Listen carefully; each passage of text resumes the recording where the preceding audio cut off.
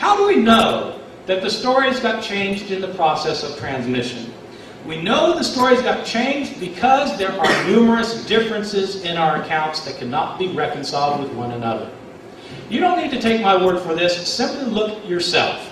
I tell my students that the reason we don't notice there's so many differences in the Gospels is because we read the Gospels horizontally.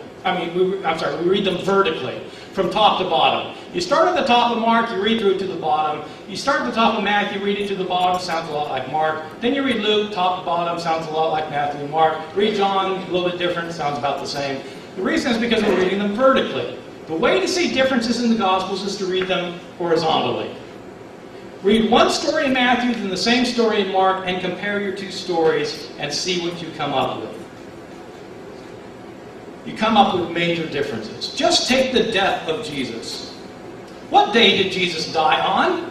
And what time of day? Did he die on the day before the Passover meal was eaten, as John explicitly says? Or did he die after it was eaten, as Mark explicitly says? Did he die at noon, as in John, or at 9 a.m., as in Mark? Did Jesus carry his cross the entire way himself, or did Simon of Cyrene carry his cross? It depends which gospel you read.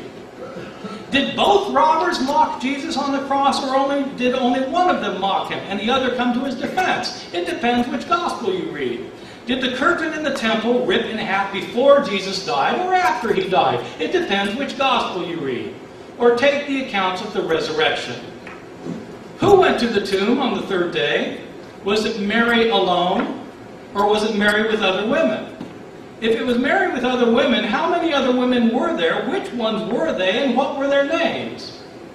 Was the stone rolled away before they got there, or not? What did they see in the tomb? Did they see a man? Did they see two men? Or did they see an angel? It depends which account you read. What were they told to tell the disciples? Were the disciples supposed to go to Jerusalem and see Jesus there? Were they supposed to stay in Jerusalem and see Jesus there? Or were they to go to Galilee and see Jesus there? Did the women tell anyone or not? It depends which gospel you read. Did the disciples never leave Jerusalem? Or did they immediately leave Jerusalem and go to Galilee? All of these depend on which account you read. You have the same problems for all of the sources in all of our Gospels. These are not historically reliable accounts. The authors were not eyewitnesses. They're Greek-speaking Christians living 35 to 65 years after the events they narrate. The accounts that they narrate are based on oral traditions that have been in circulation for decades. Year after year, Christians trying to convert others told them stories to convince them that Jesus was raised from the dead. These writers are telling stories then that Christians have been telling all these years. Many stories were invented and most of the stories were changed. For that reason, these accounts are not as useful as we would like them to be for historical purposes. They're not contemporary, they're not disinterested, and they're not consistent.